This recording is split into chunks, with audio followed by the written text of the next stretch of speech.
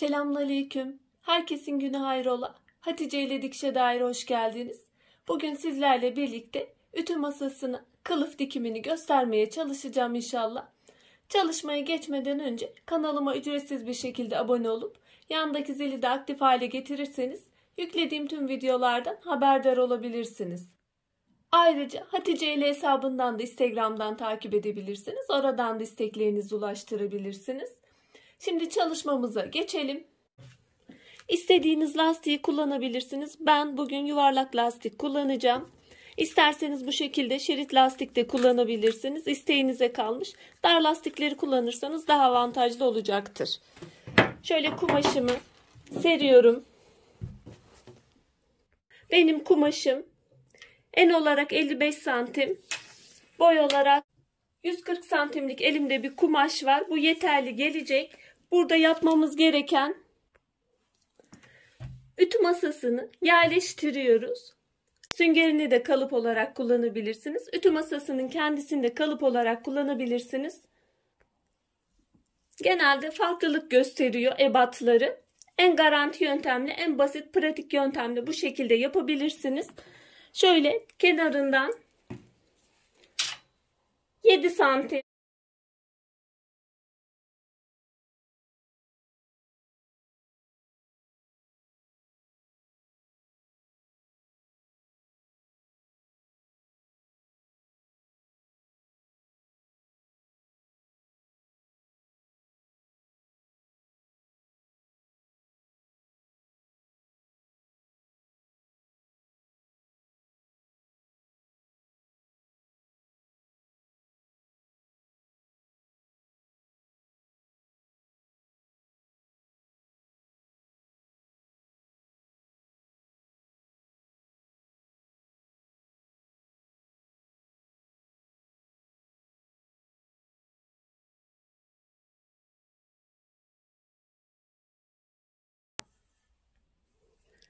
Yedi santimden ölçülerimi aldım.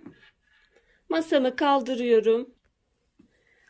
Burada belirlediğim hatları çiziyorum. Şöyle düz kısımları düz bir şekilde çizeceğim.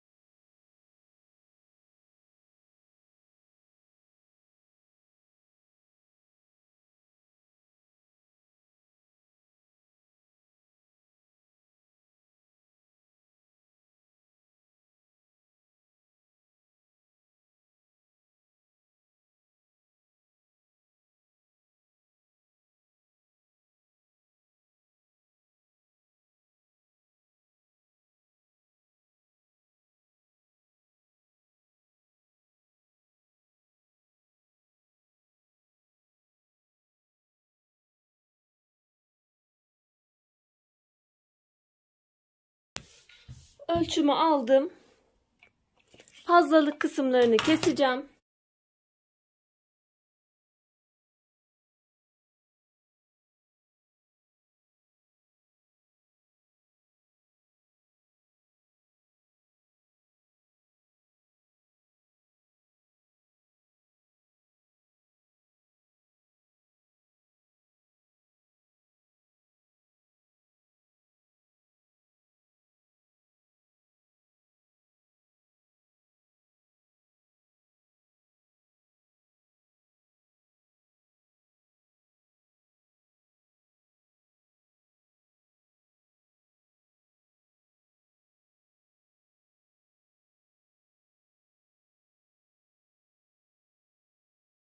Masamızın şeklini almış olduk. Kenarlardan 7'şer santim fazla bir kısım bıraktık. Lastik geçirme ve arkaya kıvırma payı olarak genelde gelen sorularda ne kadar lastik kullanabiliriz? Çarşafta olsun. Bu küçük bir çalışma olduğu için daha kolay bir şekilde göstereceğim. Burada çalışmamızın tüm devresinin yarısı kadar lastik alıyoruz. Şöyle basit yöntemle ifade edersem şöyle ikiye katlıyorum. Şöyle ölçüyorum. Yarısı dediğim kısım şuradan başlıyorum. Yarısını aldım 2 kat yaparak. Çarşafta da bu şekilde tam devresinin ölçüsünün yarısı kadar alacağız. Suplolarda da öyle. Lastik geçirmede pratik basit yöntem, bu şekilde lastik ölçüsünü rahatlıkla alabilirsiniz.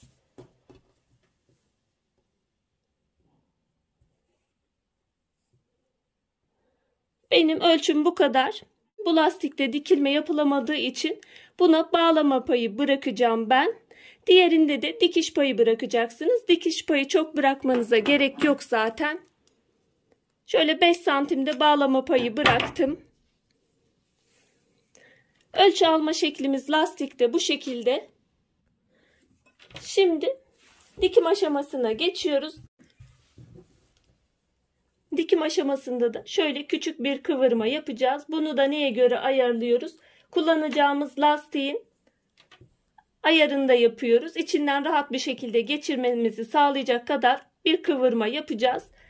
Bu tarz çalışmalarda dar lastik kullanırsanız avantaj olacaktır. Çünkü şöyle oval kısımlarında dönmeniz, geniş katladığınızda zor olacaktır. Ama dar katladığınızda daha rahat bir şekilde dönüş yapabilirsiniz. Bu şekilde. Bu tarz lastik de kullanabilirsiniz. Hatta üzerine direkt de dikebilirsiniz. Şöyle bir tane kıvırdım. Overlock çekmediğim için şöyle bir üzerine getirdim. 2 kere kıvırmış oluyorum. Şöyle içinden çektirerek beraber üstünden dikerek de yapabiliyoruz. Ama benim tercihim ilk başta söylediğim gibi şöyle kanal yaparak içinden lastiği geçirmek. Bunun nedeni de lastik gevşediği zaman içinden lastiği rahatlıkla çıkarıp değiştirebiliriz. Ama bu şekilde üzerine diktiğimiz zaman, bu şekilde yaptığımız zaman lastik gevşediği zaman çıkarma ihtimalimiz yok. Dikişimizi sökmek zorundayız. Bu da yeniden bir işlem demektir. Onun için kanal yapmayı tercih ediyorum. Makine aşamasına geçelim.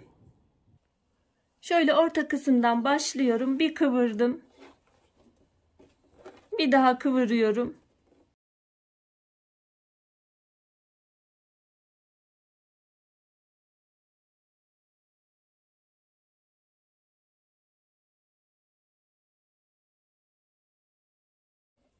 Oval dönümler biraz zorlayacaktır. Üzerine dikerseniz tek taraflı onda daha kolay olacaktır. Ama şöyle hafif büzgülü şeklinde de bu kısımları dönüp diğer kısımlar zaten rahatlıkla dönecektir. Sorun olmayacak. Şu şekilde alıyorum.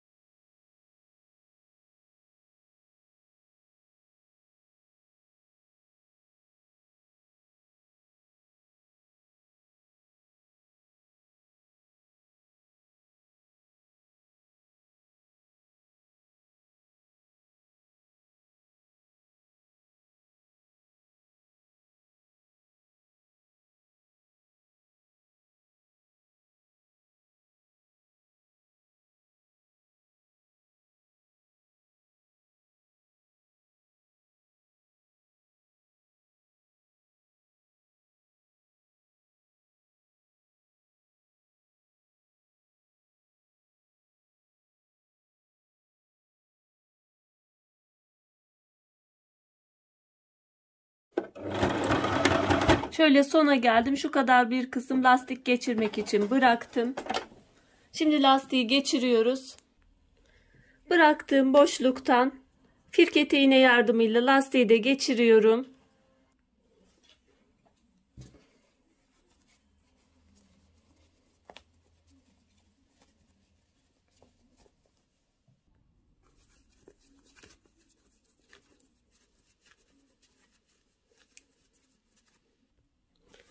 Şöyle oval kenarlarda hafif bir büzgü vermiştik. Zaten lastik geçirince tamamen büzgü şeklini alacak. O yüzden hiç dert etmeyin oval kenarı. Diğer kısımları da rahatlıkla geçiriyoruz zaten. Şöyle lastiğimi geçirdim. Eğer diğer lastiktense üst üste yerleştirip dikmeniz gerekiyordu. Bunu da şöyle bağlıyoruz. Dikme ihtimalimiz yuvarlak lastik olduğu için yok maalesef. Bu şekilde sağlam bir şekilde bağlıyoruz.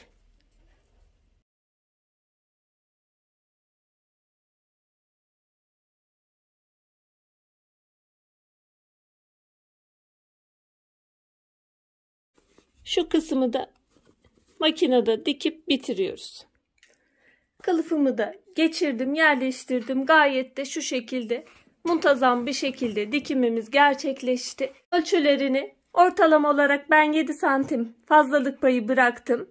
Siz isterseniz 8 de bırakabilirsiniz. Bu şekilde oldu. Çalışmamızı bitirdim. Umarım faydalı bir çalışma olmuştur. Şimdiden yapmak isteyen, denemek isteyen arkadaşlara kolaylıklar diliyorum. Allah'a emanet olun. Hoşça kalın, sağlıcakla kalın.